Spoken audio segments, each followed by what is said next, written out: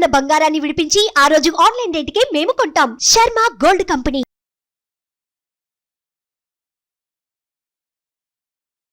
నమస్తే, welcome to Suman TV. నేను మీ యామ్ని. ప్రస్తుతం మనతో ఉన్నారు ప్రముఖ ఆధ్యాత్మికవేత్త డాక్టర్ అనంతలక్ష్మి గారు ఉన్నారు. అమ్మని అడిగి మనకి ఉన్న సందేహాలు అనేది అడిగి తెలుసుకుందాం. నమస్తే అమ్మ. నమస్తే అమ్మ. అమ్మ, ఇప్పుడు మహాశివరాత్రి వస్తుంది. అసలు శివరాత్రి యొక్క విశిష్టత, ఆ రోజు ఎలాంటి నియమాలు పాటిస్తే మంచిదమ్మా? మహాశివరాత్రి అంటే మాఘ కృష్ణ చతుర్దశి. అంటే మాఘమాసంలో అమావాస్యకి ముందు వచ్చేటటువంటి చతుర్దశిని మహాశివరాత్రి అంటారు. ఎందుకంటే ఆనాడు శివుడు అర్ధరాత్రి ఆవిర్భవించాడు అని చెప్పి మనకి శాస్త్రాలు చెప్తాం. శివుడు మొట్టమొదట ఆవిర్భవించింది. ఎందుకు ఆవిర్భవించాడు? అంతకుముందు లేడా? ఈ మహాశివరాత్రికి ముందు శివుడు లేడా?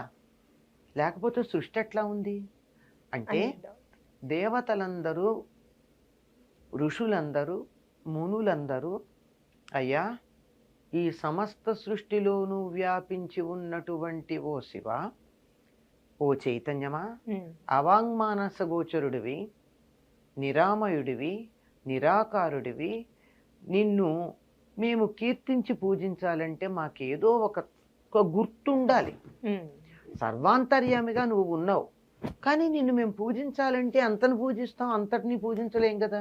ఏదో ఒక్కతోట పూజించగలం, ఏదో కొన్ని లక్షణాలు ఉంటే దాన్ని కీర్తించగలం, మొత్తాన్ని చేయాలంటే కష్టం కదా అని అడిగితే వాళ్ళు ఆరాధించటానికి వీలుగా మాఘ కృష్ణ చతుర్దశి అర్ధరాత్రి జ్యోతిర్ స్వరూపంగా ఒక స్తంభంగా ఆవిర్భవించాడు. వెలుగులతో నిండినటువంటి స్తంభంగా ఆవిర్భవించాడు. మొదటి నుంచి పైదాకా ఉండేది. దాన్ని అందరూ ఆరాధించటం మొదలుపెట్టారు. అట్లా అందుకని ఆ రోజు మాఘ కృష్ణ చతుర్దశిని మహాశివరాత్రి అంటాం మనం. చతుర్దశి శివుడికి చాలా ప్రీతిపాత్రమైనటువంటి, అందులో కృష్ణ చతుర్దశి ఆయనకి ప్రీతిపాత్రమైనటువంటి రోజు కనుక ప్రతి కృష్ణ చతుర్దశి అంటే అమావాస్యకు ముందు వచ్చే చతుర్దశిని శివరాత్రిగానే మాస శివరాత్రి అంటాం. ఇది మాత్రం మహాశివరాత్రి అంటే సంవత్సరంలో ఒక్కసారి వచ్చేటటువంటిది. ఈనాడు శివుణ్ణి ఆరాధించటం ఆయనకు చాలా ప్రీతిపాత్రమైనటువంటిది. ఎందుకంటే ఆయన్ని ఆరాధించడానికి అందరూ ఇష్టపడతారు. శివుడు బోలాశంకరుడు అంటే కొద్దిగా ఆయన ఆరాధిస్తే చాలు, చాలా ఎక్కువ అక్కర్లా, చాలా తొందరగా. ఆయనకున్న మరొక పేరు కూడా ఉంది, ఏమిటంటే అసుతోషుడు అని. అంటే అప్పటికప్పుడు వెంటనే ఇన్స్టంటేనియస్గా సంతోషపడిపోతాడు. రేపు పొద్దుడు దాకా ఆగడు, నువ్వు అంటూ ఉంటే చాలు ఉబ్బిపోతాడు. ఉబ్బులింగడు అని కూడా అంటాం మనం. అందుకని ఈనాడు తప్పనిసరిగా అందరూ శివుణ్ణి ఆరాధిస్తారు, త్వరగా సంతృప్తి పడతాడు కనుక ఈయన ప్రత్యేకంగా అత్యధికమైనటువంటి వైభవంతో లేక ఆర్భాటంతో పూజలు కావాలని కోరుకునేవాడు కాదు. అసుతోషుడు అన్నాం కదా, చాలా తేలికగా ఈయనకు కావాల్సింది ఏమిటయ్యా అంటే 4 చెంచాల నీళ్లు, ఓ చారుడు నీళ్ళు అనుకోండి, ఓ మారేడు దళం, ఇంత విభూతి, అంతే. ఇవి మించి ఆయన కోరేదేం లేదు, ఆయన కావాలన్నదేం లేదు. మనం ఇస్తాం ఆయనకి, కోరకపోయినా ఇవ్వాలి కదా.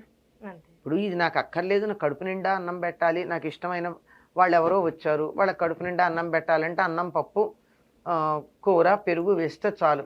కానీ మనం దాంతో ఆగమే. వాళ్ళకి ఇంకొక రకమైనటువంటి పదార్థం, ఒక స్వీటు, ఒక హాటు, ఇంకా రుచికరమైన పదార్థాలు 4 చేస్తాం. వాళ్ళు ఆశించరా. కడుపు నిండడానికి అన్నం, పప్పు, కూర, పెరుగు చాలు. కానీ మనం 2-3 పదార్థాలు ఎందుకు వేస్తాం?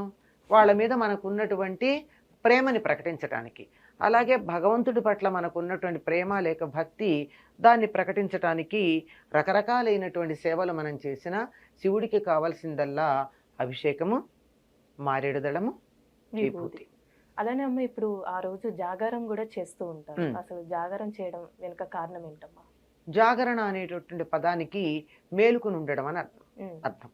మేలుకుని ఉండడం అంటే ఇలా పెట్టుకుని, కళ్ళు ఇలా పెట్టుకుని, లేకపోతే సినిమాలు చూస్తూ పేకాటాడుకుంటూ అలా మేలుకుని కాదు. భగవంతుని అస్తిత్వమునందు మన మనసు మేలుకుని ఉండడం జాగరణ. అంటే నా మనసు ఎప్పుడూ కూడా ఇంకో విషయం మీదకి వెళ్లకుండా శివుడి గురించే ఆలోచిస్తూ ఉండాలి. శివుడి పట్లే నా మనసు కేంద్రీకరించి ఉండాలి. అలా ఉండడం జాగరణ. ఈ జాగరణ రాత్రి ఎందుకు చేయాలి అంటే ఆయన అర్ధరాత్రి మహానిశి అని కూడా అంటారు దీన్ని. అర్ధరాత్రి ఉద్భవించాడు గనక ఆ లింగోద్భవ సమయం దాకా మనం మేలుకుండా ఉండాలి గనక రాత్రి అంతా మేలుకుని ఉండండి. ఆ మేలుకుని ఉండడానికి ముందు సరిగ్గా 12 అవడానికి 5 నిమిషాల ముందు అలారం పెట్టుకుని ఒకసారి లేచి ఇలా అంటాం కాకుండా మరొక ఇష్టమైన వాళ్ళు వస్తుంటే ఏం చేస్తామమ్మా? మనం నిద్రపోతామా? ఎదురు చూస్తూ ఉంటాం.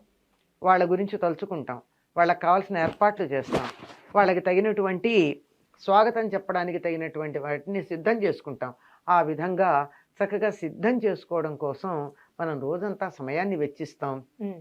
ఆ విధంగా మేలుకు నుండి అర్ధరాత్రి ఆయన ఆవిర్భవించిన తర్వాత అమ్మయ్య పుట్టేశాడు కదా నిద్రపోం కదా, అందుకని ఆయన్ని ఆవిర్భవించిన తర్వాత కీర్తించి పూజించి చేస్తాం. అందువల్ల తెల్లవారేదాకా 3 జాముల్లోనూ 3 రకాలైనటువంటి అర్చనలు చెయ్యాలి అని చెప్పి కూడా మనకి శాస్త్రం చెప్తూ ఉంది. అలా అర్చనలు చేస్తే ఆయనకి ఇష్టం. అలానే ఆ రోజు కళ్యాణం కూడా చేస్తారు కదమ్మా, శివపార్వతులు కూడా. అంటే అది శాంతి కళ్యాణం అంటారమ్మా, లేక లీలా కళ్యాణం అంటారు. అంటే దేవతామూర్తులకు కళ్యాణం చేసే పద్ధతి మన సనాతన ధర్మంలోనే ఉంది. వాళ్ళ కళ్యాణం చేయడం అంటే మనకి మేలు తిరిగించుకోవడం. ఆ రోజు మనం పెళ్లి చేయడం ఏమిటి వాళ్ళకి, కానీ వాళ్ళకి ఆ వివాహం చేయడం అనేటటువంటి వేడుకని మనం కళ్ళతో చూడడం కోసం చేయడమే వీటిని శాంతి కళ్యాణం అంటారు. ఎప్పుడైనా చేయొచ్చండి. చాలా మంది ఏం చేస్తారంటే అర్ధరాత్రి చేసేటటువంటి పద్ధతులు కొన్ని ఉన్నాయి. లింగోద్భవ సమయం అయిపోయిన తర్వాత కొద్దిసేపటి తర్వాత, అట్లా కాకుండా మర్నాడు చేసేటటువంటి వాళ్ళు ఉంటారు. అంతే, అది శాంతి కళ్యాణం అంటారమ్మా. అంటే ఎప్పుడైనా చేయొచ్చు. ఈ శాంతి కళ్యాణాలు ఎప్పుడంటే ఒక దేవతామూర్తి ఆవిర్భవించిన రోజున కానీ, అంటే వాళ్ళ నక్షత్రం రోజున కానీ, లేకపోతే వాళ్ళకి వివాహం జరిగిన రోజున కానీ, లేకపోతే మనం ఏదన్నా ఒక దేవాలయం స్థాపన చేస్తే ఆ స్థాపన చేసిన సందర్భంలో కానీ, యజ్ఞం చేస్తే యజ్ఞంలో మధ్యలో కానీ, లేదా ఎవరైనా మొక్కుకున్నప్పుడు కానీ ఇలా దేవతామూర్తులకు కళ్యాణం చేయొచ్చు కనుక. ఇంకా ఆ రోజు ఉపవాసాలు కూడా ఉంటారు. అవునమ్మా, తప్పనిసరిగా ఉపవాసం ఉంటారు శివరాత్రికి. ఎందుకు అంటే జాగరణ చెయ్యాలన్నా పూజ చెయ్యాలన్నా ఉపవాసం చాలా ప్రధానం. ఉపవాసం అంటే అన్నం తినకుండా ఉండడం అని మనకు అభిప్రాయం ఉంది. ఉపవాసంలో అది చాలా చిన్న భాగం. ఉప అంటే సమీపంలో, వాసం అంటే ఉండడం. భగవత్ చైతన్యమునందు మన మనస్సు నిరంతరం దగ్గరగా ఉండేటట్టుగా చేయడం కోసం ఉపవాసం చేస్తాం. ఎప్పుడు ఉంటుంది? కడుపు నిండా తిని కూర్చున్నాం, ఏమవుతుందమ్మా? పనేం లేకుండా కూర్చుంటే ఏమవుతుంది? కళ్ళు మూతలు పడతాయి కదా, నిద్ర వస్తుంది. దాన్ని పోగొట్టుకోవాలంటే ఏం చేయాలి? కాస్త కడుపు ఖాళీగా ఉండాలి. కడుపు ఖాళీగా ఉండాలి అంటే నీరసం వస్తుంది. అందుకని ఏం చెయ్యాలి? మన దగ్గర ఎప్పుడూ కూడా నిట్రోపవాసం చేయమనలా. అంటే ఖాళీ కడుపుతో ఉండమని చెప్పలా. శరీరానికి బలం కలిగిస్తూ, పొట్టకి బరువు లేకుండా, అంటే జీర్ణ కోసం ఎక్కువ కష్టపడకుండా, తేలికగా శరీరానికి శక్తిని అందేటట్టుగా పాలు పళ్ళు లాంటి తేలికైన పదార్థాలు తీసుకుంటే బద్ధకం రాదు, నిద్ర రాదు, అట్లా అని నీరసం రాదు.